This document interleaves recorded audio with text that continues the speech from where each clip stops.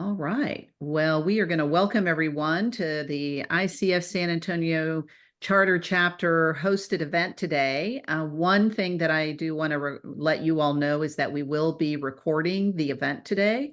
And if you have any questions, concerns regarding the recording, please send a message to contact@icfsa.org and we will accommodate any questions that you may have about the recording. We will be posting the recording on our YouTube channel. And we will, if you subscribe to our YouTube channel, you will get the notification that we have uploaded the video. I want to let everyone know my name's Aurora Geis, and I've been serving with the ICF San Antonio chapter for a little over 7 years. I'm currently the past president of the chapter. And for those of you who want to join, we currently offer a rate of $125 for affiliates. That means you're not a member of the global ICF organization. And if you are a member of the ICF Global member or ICF Global Chapter Association, then we offer a rate of $100. And this gives you access to all of the other chapters. We have an agreement with our sister chapters in Austin, Houston, San Antonio, Dallas, where if you're a member, we open up events for you all. We also have a member connect that is every quarter with ICF San Antonio. And if you go to our events page, you can learn more about that. We're also offering to our members a mastermind group, and they are on topics related to growing your coaching business or growing your coaching skills or thought leadership. And if you want more information, you can just put your phone up on that QR code and it will lead you to a Google form to sign up for one of our mastermind groups. It's really great. I am part of the Growing Your Coaching Skills, and we really do dive deep in terms of skills, techniques, tips, and we even practice with our coaches during the mastermind groups. So that leads me now to introduce Des Stephens. We are so excited to have you here. And she's going to be talking about the Qualitarian Quiz, which is a holistic coach training that she's going to share with us some more. And Des, I'm going to turn it over to you to introduce yourself and tell us a little bit more.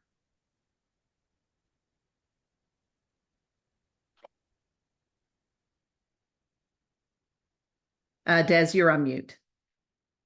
Of course I am. Sorry about that. I sounded so good just now. Thank you so much for welcoming me, and hello to all those who are here or watching the recording later. The Qualitarian Quiz came out of a book I wrote called The Qualitarian. And I'm going to share my screen in a moment. There are slides that I've shared that you'll basically get the slides that I'm sharing throughout this presentation. But basically, I was younger, changing my diet as some of us do as young adults. Like once we leave our home, we're kind of playing with, what do we want to eat versus what our parents fed us. And I remember saying to my friends, this is way before people would say like ovo-lacto vegetarian and all that kind of stuff. And I said, oh, I don't know. Like, I feel like I'm a qualitarian, not a vegetarian, not a pescatarian or whatever the Aryans are, but I'm just a qualitarian. I eat quality foods. And for the most part at that time I was a vegetarian, but I didn't want to call it that because it wasn't exactly the right name. Just like coaching is not exactly the right name for what we do, but here we are stuck with this term. So the qualitarian, I'm going to share my screen. Let's see here. I'll share my desktop. Okay, I'm going to share my slides, which are going to look a lot like this when you see them, if you get them. And I'm a PCC with ICF. I'm very happy to be part of the ICF world. I'm the owner of a school that holds level 1, level 2, and level 3 with ICF. I am on the board for ICF Hawaii. I used to be on the board for ICF Caribbean and Tennessee. So I'm a big fan of ICF chapters like yours. And San Antonio, I have to tell you a funny story about San Antonio really quick. So I'm from Chicago. So I'm a long way away from Texas, right? And Texas, the rest of us, in case you don't know this, if you're from Texas, we see you as your own country, we see you as like an island. Like those are Texans. Those are those aren't like the rest of us. So I remember going to the Kerrville Folk Festival, and I flew into San Antonio and I saw the Alamo. And of course, yes, I was surprised it was very small and I loved it. And I went to this festival, and this very tall cowboy hat, cowboy boot guy in front of me at the lemonade stand, we had to give our name. We're putting in our order for our lemonade. And he says to the lemonade stand, my name is Asheen, and I'm ordering 2 lemonades. And I was like, wow. I mean, I haven't heard that word in a while. My friend's son's name is Asheen. So I said, oh, are you Irish? Because my friend is Irish, and that's a Celtic god's name. And he just kind of looked at me and he said, honey, I'm from Texas. We don't look that far back around here. He's not Irish. He's Texan, and he has an Irish name though. So, which is why I was asking him, because where I'm from, it's very much like, where are you from? Like, where are your people from, right? Are you Irish? Are you Polish? So I just thought that was so funny that he has a name like Oisin, which is Oisin, very Celtic, very Gaelic word, but he's from Texas. So I think I learned a lot about Texas when I met Oisin. But I've been around the world.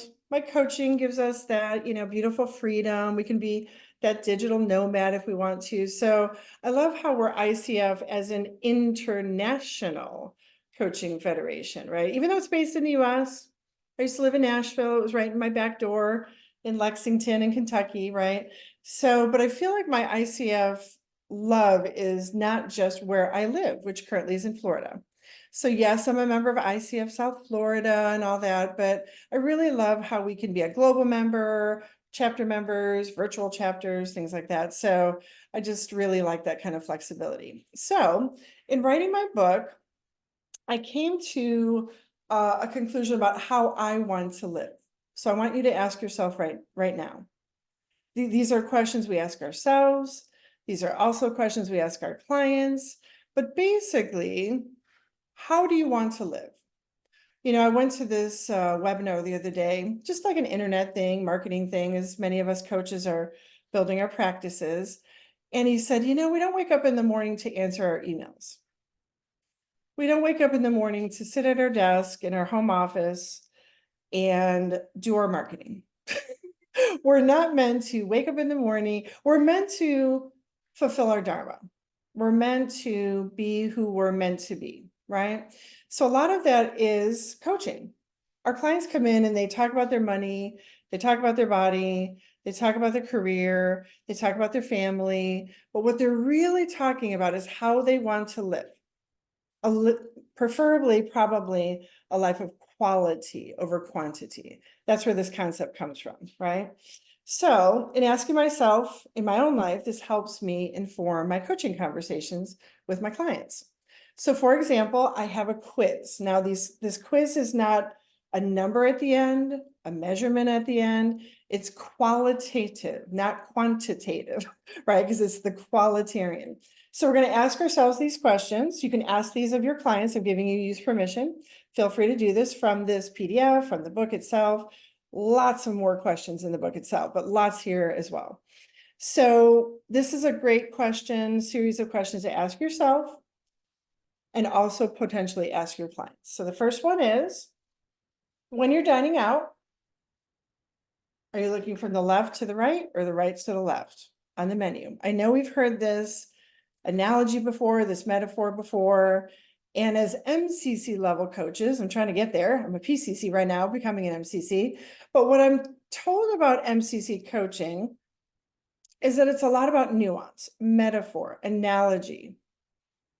And I think questions like this are very interesting because it's a metaphor. You might ask a client a question like this. It might turn into a question about or a discussion about the whole menu, about how life is a restaurant. You never know where this is going to lead. So I don't know if there are cheesecake factories in Texas, but you don't want your client to feel like they're opening that menu when they open your menu of services. I'm a yoga teacher. I'm a Reiki master. I'm a coach. I have sessions. I have retreats. I have one-on-ones. I have groups. I have so many things. You don't want to overwhelm them, right? So when you open a menu yourself, first of all, you might want to ask yourself, do I like those kind of restaurants that have that really big menu, like Cheesecake Factory, where I have all these choices? Or do I prefer that simple one where the chef every day has a specials menu, it's only on one sheet of paper, maybe a restaurant that doesn't have pricing at all, maybe a restaurant that has affordable pricing every day, like John Bon Jovi. He has restaurants and you pay what you can, and that's the price. There's a suggested donation. I think it's $20 for a meal. If you can't pay it, you can wash some dishes, you can do something else. If you can pay more, it compensates for the people who have less, right? So your pricing might have for your coaching, might be income sensitive pricing available, right? But just ask yourself, this is you in your personal life. Do I look at the price first, or do I look at the food first on that menu? So this is up to you. No one's here to analyze this except for you, but it might indicate that you are price sensitive, that you are income hyper vigilant. That's the best way I can say it. My husband does this at Target. I know you have Targets in Texas, so you'll understand what I mean by this. You walk into Target, you're there to get one thing, maybe some shoes, maybe some whatever. You walk out, $200 later, and when I'm checking out with my husband, he turns away when the total shows at the total. He doesn't want to know how much we just spent, where I'm looking at it, trying to make sure I'm getting my coupons and my discounts accurately. So same scenario, different perceptions. He's a 6 in the Enneagram, by the way. I'm a 4. That might indicate he's sensitive. He's maybe a little even paranoid about where the money's going. Maybe he's hyper vigilant about where the money's going. So when he opens the menu, he looks on the right first, sees the price first, makes his decisions from the pricing. Whereas we're both foodies, by the way, I look at the left first. I have trained my eye to look at the left first. I decide what I want, and then I look at the pricing. So for you, you're going to have to decide what it means for you. There's no right or wrong here. There's no black and white here, but what is the indicator to you, knowing what you do when you open a menu, right? Are you looking at the price, or are you looking at other things besides the price? So that's a self conversation, could be a coaching conversation, could be a group coaching prompt. This could be a journal prompt, right? Lots of other kinds of prompts you can use. Workshop, this could be a whole workshop by itself. The next one, I can get my cursor to work here. There we go. Number 2, relationship breakups. Who here has had to break up with someone? Raise your hand or digital hand. Have you had to break up with someone? I think that might be worse than being broken up with, which is also very difficult, right? So if you've ever had to break up with someone, how did you break up with them? There's this great song lyric. Patty Griffin, I feel like she's from Texas, but anyway, Patty Griffin wrote a song and one of the lyrics is, "Be careful how you end me. Be careful how you end me." And I was like, whoa, that's a good one. Now that's about romantic breakups, but it's applicable to all kinds of breakups. If your client is in a business relationship and they're talking to you about, maybe you're a business coach, maybe you are an executive coach, but either way, coaching is coaching. They're talking about a business partnership. They want to break up with the partner. Maybe it's a dissolution of an LLC. Maybe it's a, I don't want to work with you anymore kind of situation. And they want to ask you as the coach how to handle that best. They're nervous about it. They don't want to do it. They're avoiding it. They're dreading it. They're worried about the worst case scenario. Maybe it's a legal issue, right? So how do you handle conflict? I know for me, I'm an avoider. I'm one of those, like, I never really watched The Simpsons when it was on, but I so remember it's more of like a meme now, but Homer Simpson is standing in front of a big bush and he gets uncomfortable. So he starts like sinking away into the bush, like he's hiding.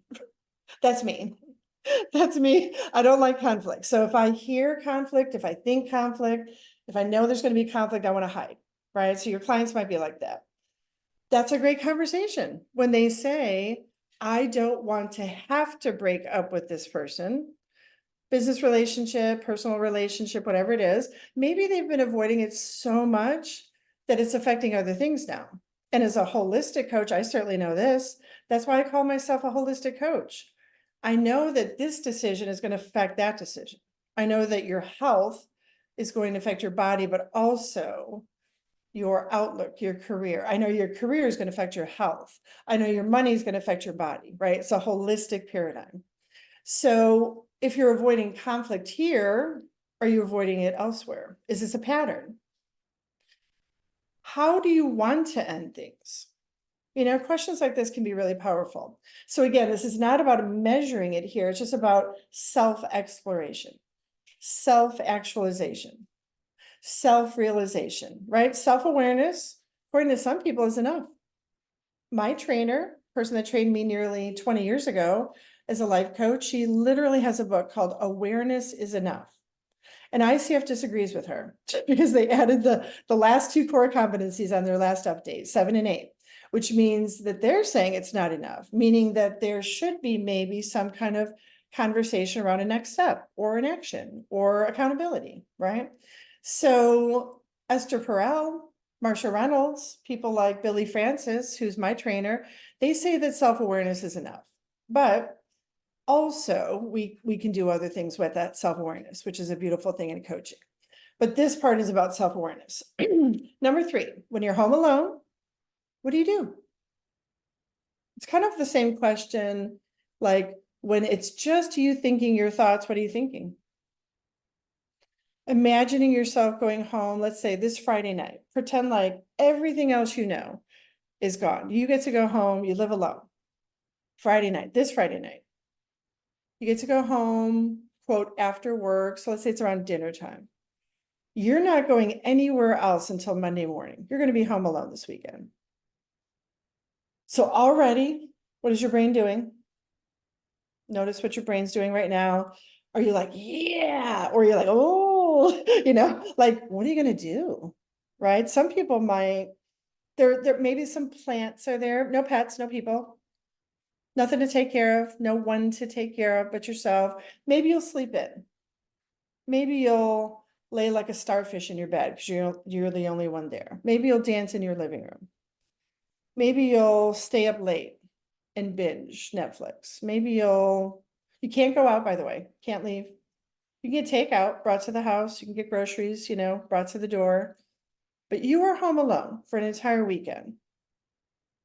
Ask yourself, what are you going to do? Are you going to do nothing? Is nothing everything? Sometimes, right?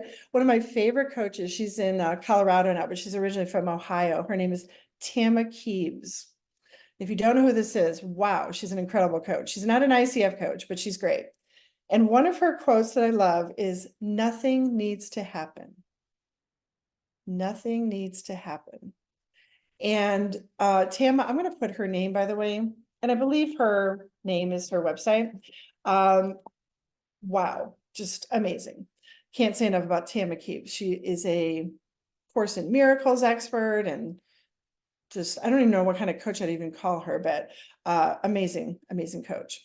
So what will you do? Will you do nothing? Will you do everything? Will it take you 24 hours to just relax that nervous system and settle in? Will you do excessive things like, I don't know, watch a lot of TV, take a lot of bubble baths, excess, that word is subjective, right? Our clients come in like, well, I'm doing this excessively. Well, that's a judgment. Maybe it's not excessively, but they're viewing it as excessively. I always tell my students, it's not a problem unless your client says it's a problem. Right? If they say, I can't wait to go home this weekend and spend it all alone by myself, that's not a problem unless they say it is. Right? It's not a problem for you, the coach, if they say, well, all I do at home is busy myself. It's not a problem unless they perceive it as a problem. And you can help them get there if your intuition is sensing that they're not there. So for example, I have this client who she literally said this to me in a session one day, and I was wondering why she was describing it in detail so much. She said, I get home from work every day, every weekday, and I kick off my shoes. I live alone. I have a cat and a plant. I kick off my shoes at the front door. I turn on CNN in my living room. And that TV doesn't go off until about 9 p.m. when I go to my bedroom and I turn on CNN there. And then I go to bed and then I wake up the next morning and I do it all over again. And it feels like Groundhog Day. And so I don't know what your brain just did, but my brain was wondering, why is it CNN? Why is it, like, I mean, I'm doing all that stuff that we do, like, I wonder if the TV's like keeping her company. I wonder if she wants some noise in the background. I wonder why it's CNN. We wonder all these things, right? But we ascertain, okay, what am I going to say now? What am I going to ask now if it's a question? But we have about 80,000 thoughts a day. We have about 86,000 seconds a day.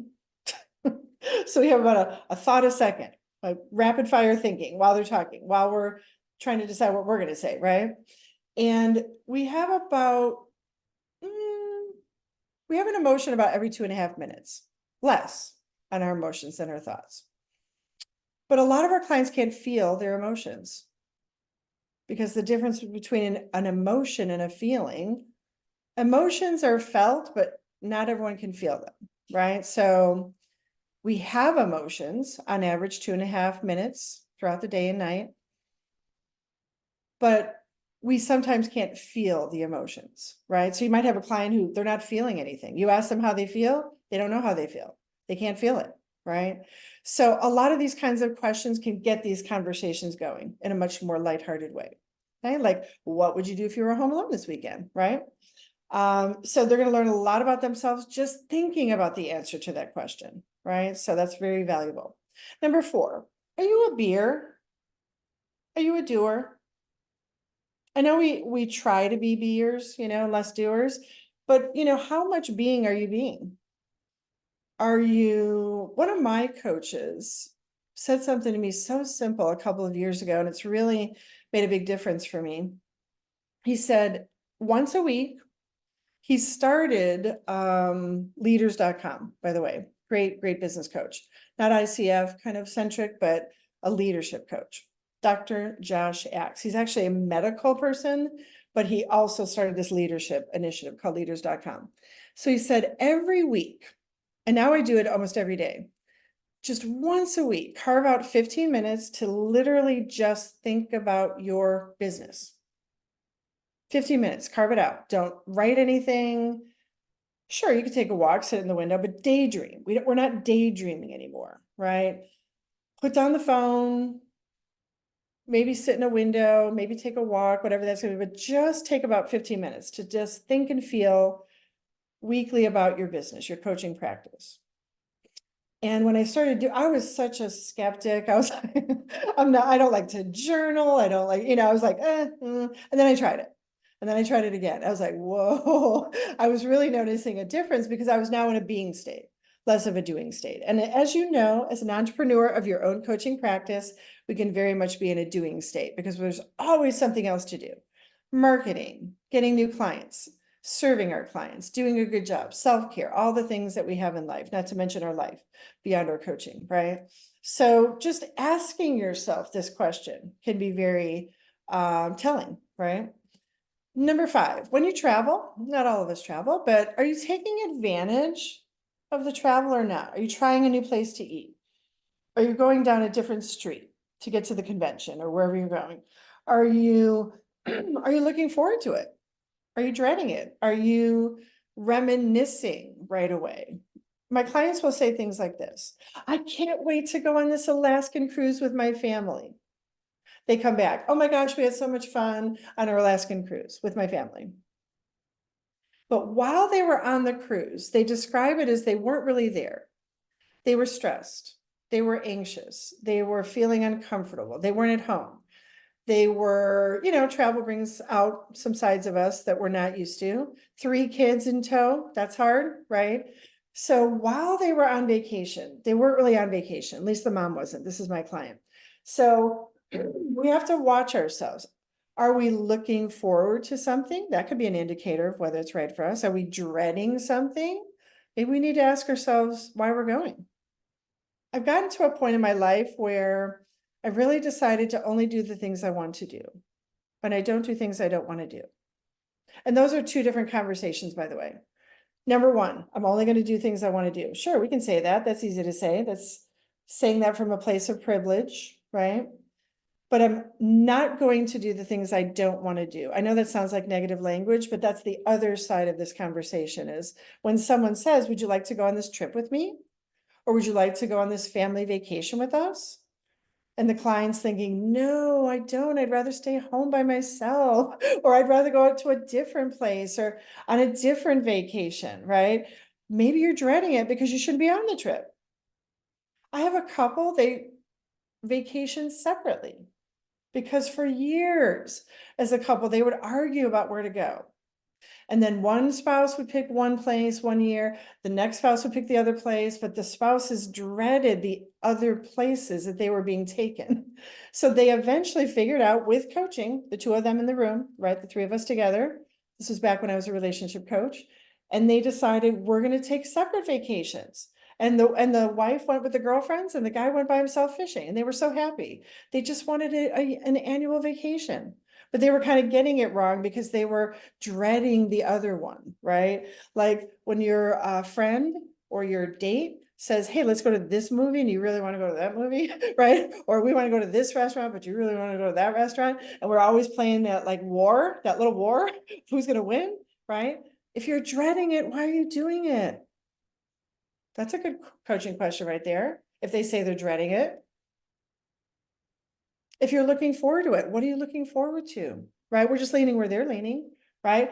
Great question to ask yourself if you're a traveler. Number 6, are you noticing what you're noticing? Are you observing what you're observing? As coaches, we're using our senses. So when you're in your own environment, what are you noticing?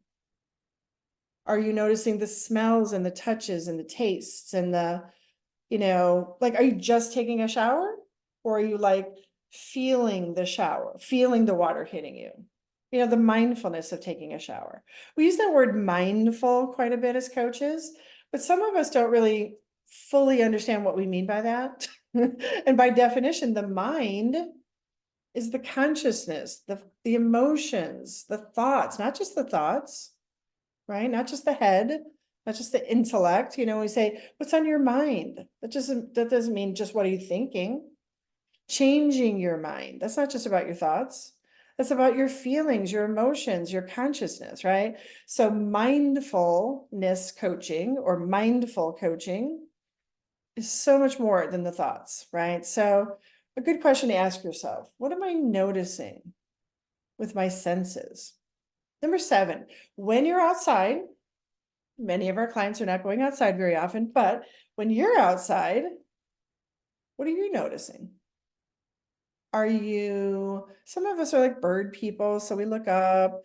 Some of us are like sunset people or sunrise people, so we look up to the horizon. Some of us look down, because we're maybe emo, I don't know. Some of us are looking kind of more like, eye height, but like, what are you doing? What's happening? Are you noticing a lot of things? Are you appreciating the wind on your face? That's one of my favorite things. I live in Florida now. I just moved here a year ago. I feel like I've finally understood that I'm a plant and that a plant needs sun and water and nutrients. And as soon as I got a little more sun and nutrients, I started kind of coming to life a little more in Florida. So it is such a beautiful thing when I see ICF do articles like walk with your coach, do walking coaching. They're on their earbuds, maybe you are too. One of my mentors, he was coaching his client. He's also a social worker, by the way, also a minister, also a PhD, also a lot of things. But he was coaching his client, and the client said, I want to go out in nature more. And I really want to go skydiving, and no one will go with me. and I'm really afraid. So I want someone to come with me. So the coach said, the next time we have our coaching session, it was like once a week, they met at the skydiving place and they went skydiving together. Because also the coach wanted to try and didn't have a partner to try it with. So they literally went skydiving together as their next session, right? So be creative with your coaching. That's adventure coaching. That's, I don't know, companion coaching. It's a lot of things you could call that. But that person wanted to do that thing. And maybe the coach is going to do it with them, right? So that's kind of fun, with professional parameters and safety and all that good stuff. Number 8, moon cycles. We just had a full moon. If you didn't feel it on a Saturday night, you might not be human, because we were all like crying on our couches Saturday night, full moon in Libra. It was pretty intense. So Libra, organization, processes, systems, great time to make some plans right now in this full moon. Full moons, peak, but we're also kind of in the whole week of a full moon right now, having it peaked Saturday night. So when it's a full moon, this is such a good time to say thank you. On new moons, we're making those wishes, setting those intentions. We're asking. And 2 weeks later, we never remember to say thank you. Thank you for what's come into my life since the new moon 2 weeks ago, right? So are you even aware of the moon cycle? Are you noticing the moon? Sometimes on a full moon, we're driving, or whoa, look at that big moon, right? But some people, maybe you're more of a morning person and you don't even notice the moon, right? But either way, men and women are both on moon cycles. So what are you noticing? Are you literally noticing the moon?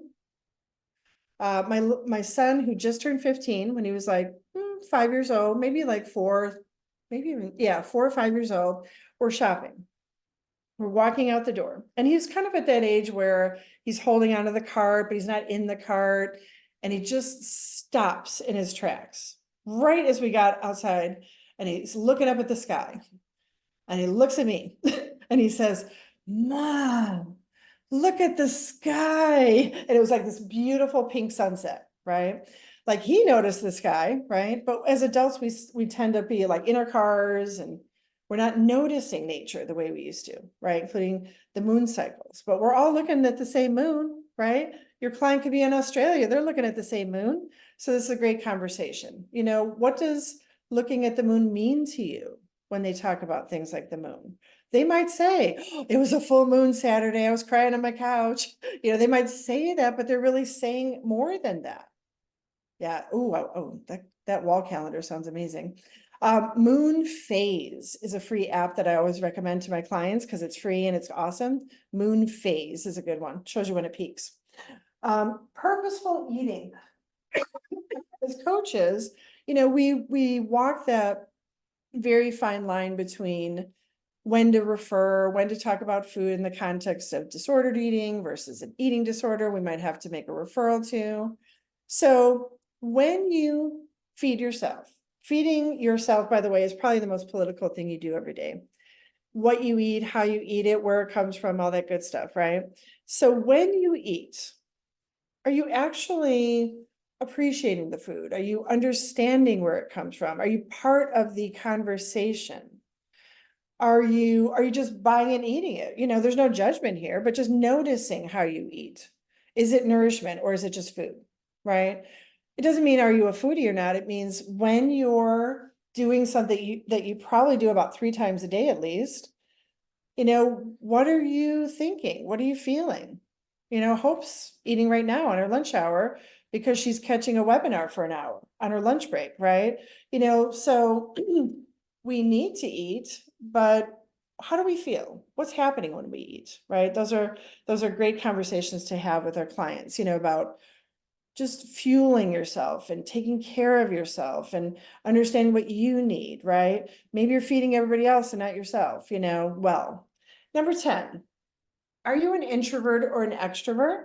And if you are introvert, some of us are ambiverts, right? Both, like ambidextrous people, we're kind of navigating both, but pretty much we know whether we're an innie or an outie. So if you're introverted, are you forcing yourself, for example, as a coach, to be on video? Maybe that's a boundary you need to change for yourself. I'm, for example, a phone coach for this reason.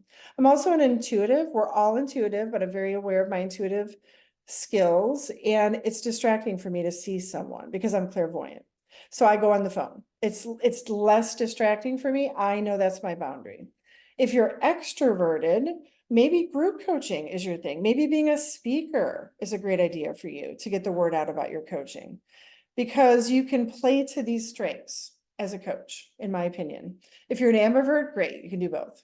But it took me a while to realize that I didn't just have to do one-on-ones, that I didn't just have to do them for an hour at a time, that it didn't have to be a certain kind of coaching. That's what it was 20 years ago. It was time for money.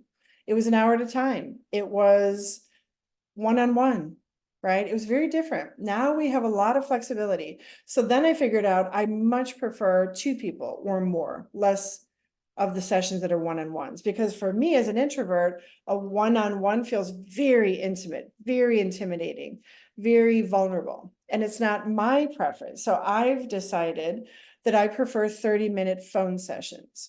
It took me a while, about a decade, to realize the first 30 minutes of my hour sessions were the best part anyway. So I literally just decided I'm going to coach for 30 minutes and I'm going to consult for 30 minutes. So I split them up because I was a consultant before I became a coach. So now I just coach 30 minutes at a time. And I love it, right? It took me a while to figure that part out. So frequency, specialty, delivery, those are all these things to consider, based on maybe our personality type, something like that, right? So a lot for us to consider. So now we're going to go into coaching tips and qualitarian questions. These are in the chapters of my book, but I'm going to consolidate it here. In these areas. So these are the chapters, areas, sections of my book. You don't have to buy the book, but this is how I'm going to break it down. So number one, physical support. Here's a tip. Just try getting 1 extra hour of sleep, or maybe just 1 extra water, glass a day, or just, a couple of minutes, 5 minutes of movement a day, right? Just one of those things, adding one of those things in. A lot of research shows us when you add a good thing in, it pushes a bad thing out. What we used to think, old research says, about 50 years ago, says, oh, just replace the bad thing with a good thing. Like replace a cigarette with a carrot. When you want a cigarette, just eat a carrot. That does not work. We now know that does not work. Does that work for any of you? To just like, oh yeah, when you want a Diet Coke, to just drink water instead? Yeah, doesn't work. And now we know that. Well, now we can prove it with research. Empirical and mechanistic data show us that does not work, which is why New Year's resolutions don't sometimes work, right? So if we add in one good thing and another good thing and another, it pushes the bad things out. For example, if I drink an extra glass of water today, I'm going to be more hydrated. I'm going to sleep better tonight. Probably going to have a little more energy to help me take that walk I want to take. Everything affects everything else. If I sleep an extra hour, maybe I won't have road rage in the morning. Maybe I'll feel better in my body. Maybe I'll have more confidence. It all works together, right? So just one thing, adding one thing into your physical routine. And the question is, what would it feel like if you were more rested? What might it feel like if you're more hydrated? What might it feel like if you're more active? These are great coaching questions. Vocationally, the tip is 15 minutes, do anything you want. And this is what I meant by that career thing. Daydream for 15 minutes about your business. Don't do anything else.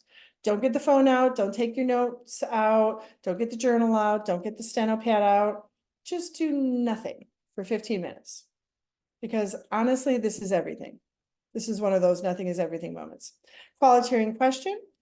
What do you offer the world with your career? With your coaching, you are already showcasing a form of social impact. You are already a social entrepreneur. You're helping humanity. You're helping humankind already. Check that one off your list, right? But maybe there's something else. Maybe you're helping people with aging issues or grief or career transitions or businesses, whatever it is, right? What are you offering them? Are you offering them support, confidence, positivity, right? So ask yourself that. It may lead you to a book, a TED Talk, a podcast, a workshop, a group coaching session, open office hours as a coach. You never know where this can lead, but you gotta ask yourself first, right? Socially, imagine your next client, your next coaching client. Imagine your next friend, if you want a new friend. Imagine your next grandchild or child, if you're wanting that. Imagine your next business partner or lover or date or acquaintance, whomever, right? Imagine them, draw them in, welcome them. When I was trying to get pregnant with my son, I realized, and parents do this, parents to be do this, they set up the nursery because it's welcoming that baby. Energetically, it's welcoming that baby.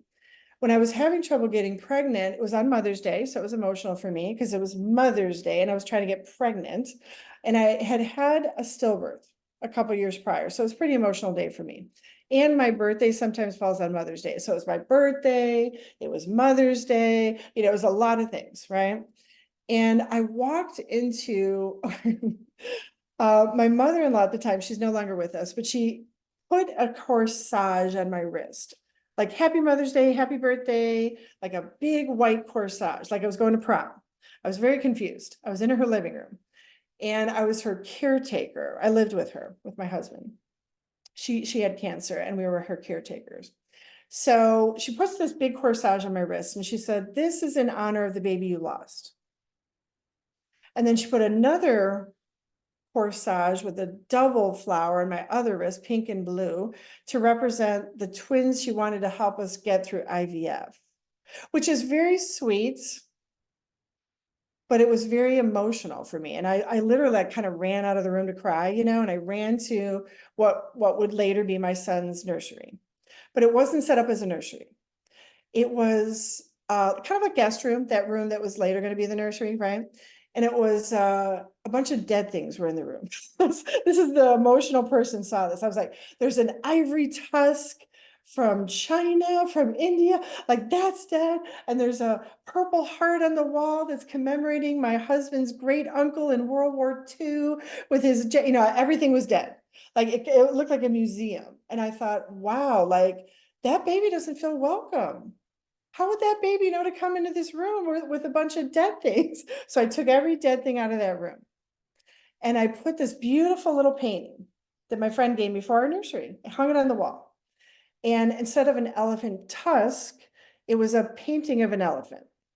And that's the weekend I got pregnant, by the way, with my son. So all that to say, like energetically, I wasn't ready. And so that baby didn't feel ready to come in. And then as soon as we welcome, and then as soon, my husband said to me, if we never get pregnant again, maybe we adopt, maybe we never have a baby, but I love you anyway. And my mind relaxed, my body relaxed. That's when we got pregnant. It took us about 2 years to figure that out, right? So socially, it was like we had to welcome our baby in, right? So just imagining, man, that's part of the manifestation process, right? It's not a one-way street. Our clients think it is, but who's looking for you and who are you looking for? It's not one or the other. It's both, right? So the question is, are you the kind of person that is ideal for that person coming in? Are you that ideal grandmother, friend, business partner? Are you the kind of person you'd want to have a friendship with? Maybe that's the thing to look at, right? My client said to me once, no one ever picks me. This was kind of a pattern they were noticing. Like, I always want to go out with people, they don't want to go out with me. All these people want to go out with me, but I don't want to go out with them. There's kind of a mismatch, right? But she always feels like she never gets chosen romantically. And I don't even know why this came out of my mouth, but sometimes when we're coaching, it just comes out and then we're like, whoa, I'm going to use that one again. So what I said in the moment without rehearsing it was, and by the way, I don't think about what I'm going to say before I say it. Do you do that? Does anyone here do that? Like you can actually think your thoughts before? I can't do that. Some people can, I can't. And I also have aphantasia, if you know what that is. Like, I'll show you what this is. Just, it might help to close your eyes, but just try to imagine an apple in your mind's eye right now. Just think of a green Granny Smith apple. Just think about the apple. Maybe it's turning, maybe it's shaking, it's moving in some way. Okay, now open your eyes. Could you actually see the apple? Go back if you need to. Can you actually see the apple? If you can't see the apple, I can't see the apple, it's called aphantasia. So I literally can't see the apple. I know I'm supposed to be looking at apple. I know what an apple looks like, but I can't see it. So I have something called aphantasia. So if you have a client like this and you're trying to do guided visualizations, it's not going to work because we can't do it. We can't visualize what you're trying to get us to visualize. So I believe it's spelled aphantasia, aphantasia. So also, I don't know what this one's called, but some of us can think our thoughts before we say them. I'm also not one of those people. So what I said in this session when she was talking about never being chosen was be the metal, not the magnet. That's what I said. And I was like, oh, that was kind of good. And I was like, what I mean by that is, you're the metal that they're looking for. What you're doing right now, and this actually wasn't a workshop, but it was like a coaching moment, but it was like this octopus moment. She was trying to be the octopus, trying to use these 8 arms to go find these people to be her friends or her dates or whatever they were. Instead of understanding that she only needed to be still and to be herself, and people will come to her. And yes, it's also a two-way street, right? So be the metal, not the magnets, started to turn into a marketing idea I had for my students. Don't be out there trying to find all those clients and bring them to you. Be that great coach. Focus on you and your beautiful practice and your technique and your specialty. That word of mouth is going to blossom, and energetically, people have to be able to find you now because you're in a position of welcoming them to come toward you. Literally, that's a physical principle, an undeniable one, right? So be the metal, not the magnet. It's a great marketing tip too. Emotionally, one of my tips is, allow grief to do what it does. It has its own time. Time does not exist technically, but it feels like time stretches, condenses, contracts, and expands around our grief. We have moments of, my son just turned 15. So I had a stillbirth nearly 2 decades ago. Of course, I think about that on those anniversary dates. When I go to the OBGYN, when I talk to a friend about a miscarriage or something like that, it's still very much with me. And it's a very personal grief. I think about, our clients have this inner world. They also have an outer world, but there's a private world that they will never ever share with anyone else. And they probably won't share it with you either. There's a part of you that you will never share with anyone else. Thoughts that you're not even thinking, a lot of subconscious stuff, but it's very, very private to you. Maybe it's a personal secret that you never want to share. Maybe it's a joy that's only yours, right? But whatever the external is showing, right? The client shows up with the external, the circumstances, right? The problems. Like Marshall Reynolds says, coach the person, not the problem.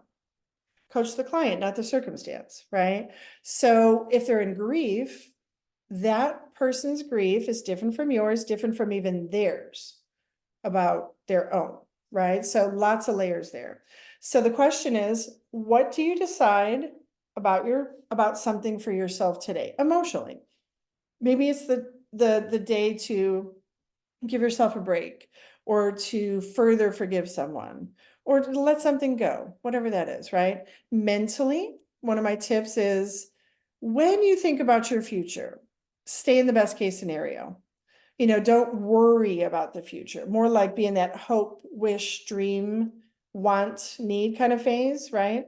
Now, in general, we want to get out the want, the need, the hope, the dream, the wish, right? Because that's not real. But when you're thinking about your future, go to that place, because our brain holds a negative bias. It's going to worry about the future. Is it really going to happen? Is it going to happen the way I want it to? Our brain's going to do that automatically. So we, because we're humans and we have this ability as a species, we can think about it, feel about it. We're one of the only species, by the way, that can actually see and envision ourselves in our own futures. Most species cannot do that.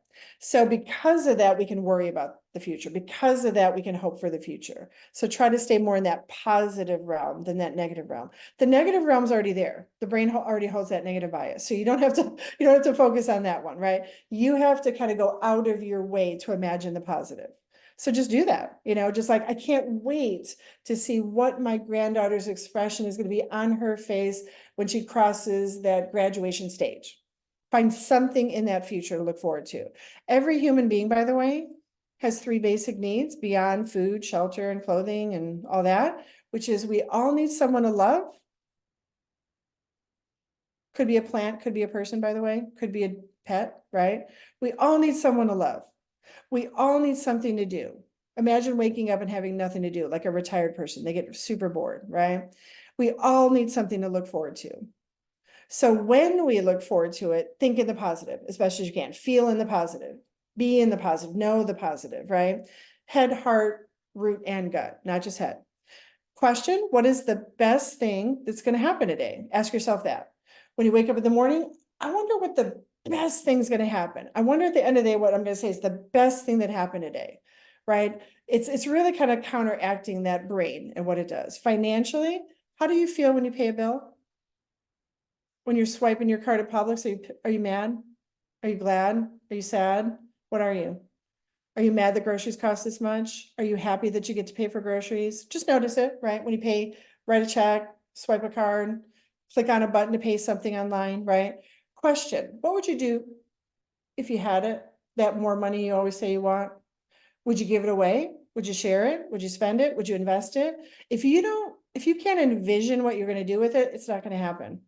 The law of the universe is you have to give an indicator of what you'll do with it. Environmentally, 8 minutes outside.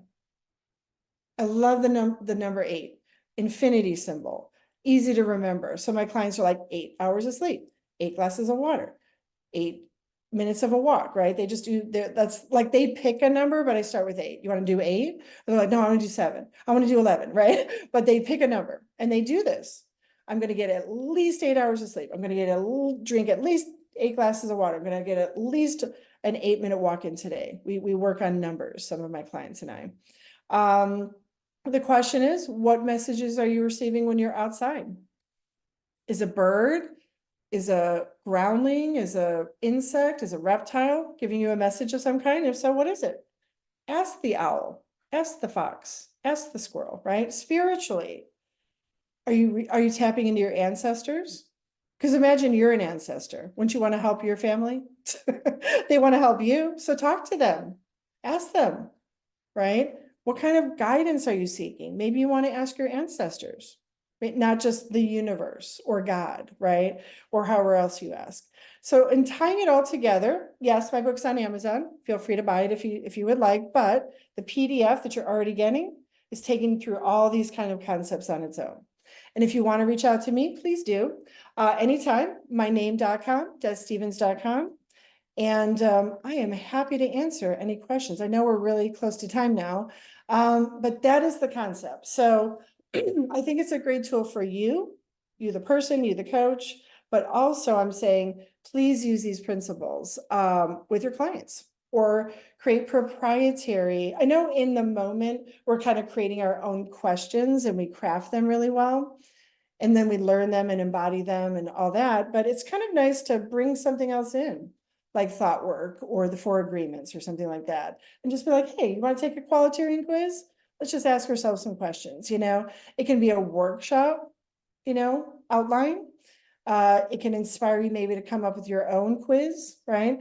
But I've noticed that our clients love quizzes. They love surveys. They love,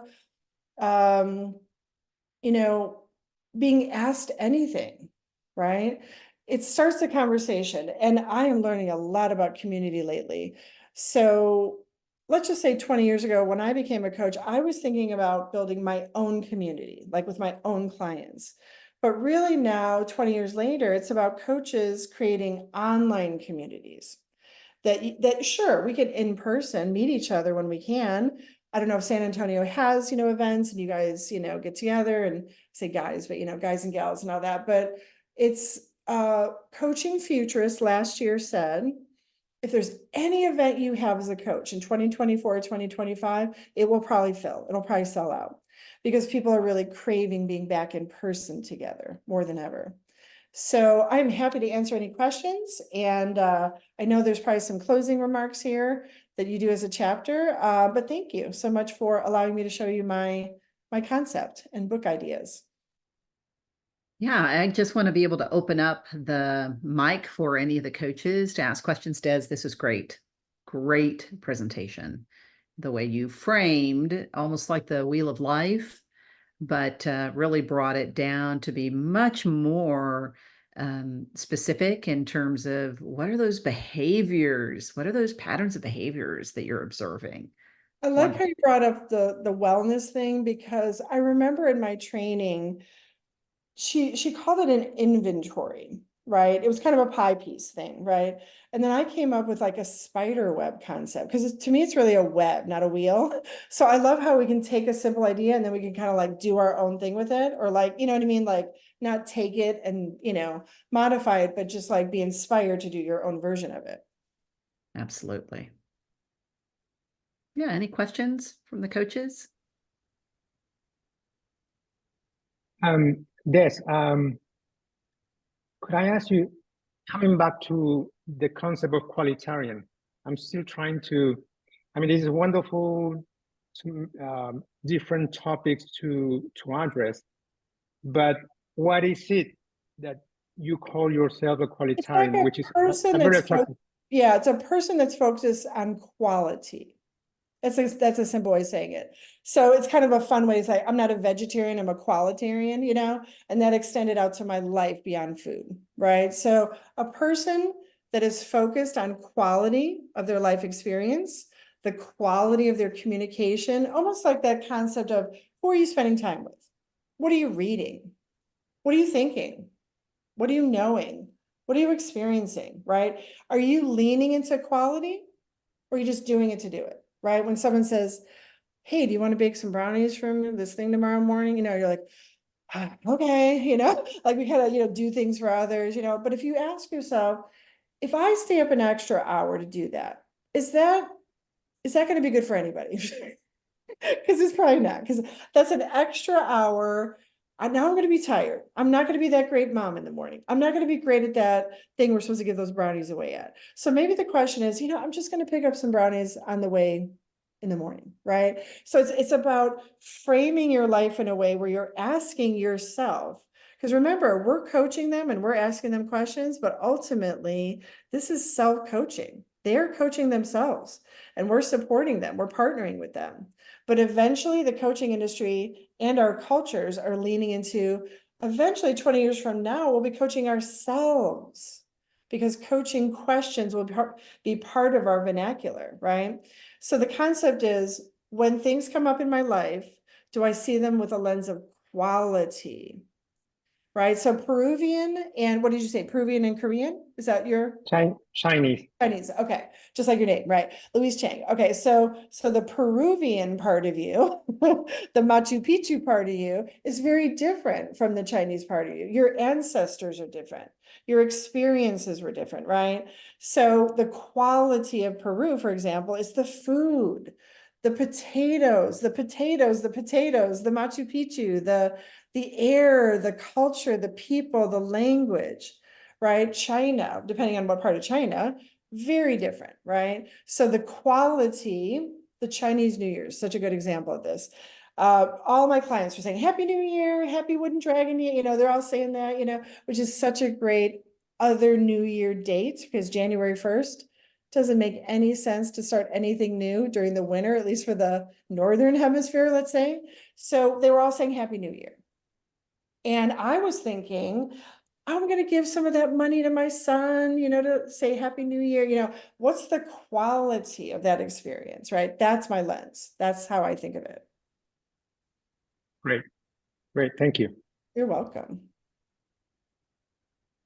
Well, there are just a few more things that I wanted to bring awareness to all of you all as we bring this to a close. And it is related to our future events that we have coming up. So if you haven't, if you haven't signed up for one, we have the Adversary to Ally that's happening on February 27th with our sister chapter ICF Austin. We have our Member Connect on March 6th, and from likes to sales, how to leverage a long time standing social media platform to grow your business on March 7th. And then the Southeast Regional Webinar Series that ICF North Florida is hosting on team coaching, Mastery Unveiled, dynamic 90-minute exploration. And That is the events coming up. For those of you who don't know, if you're an ICF member, all the sister chapters, with the exception of North Texas, uses Wild Apricot. We encourage you to download the app so that you can sign up for events easy on your phone and get notifications. And you can go to the Google App Store or iTunes for the Wild Apricot mobile app. Then you can also follow us or any of the chapters. We are on all social channels. We're pretty active. And I believe that is it. So we just thank you for coming today. And again, Des, thank you for a great presentation. You are so welcome. Thank you so much for having me. Take care, everyone. Bye. Thank you very much. Bye-bye.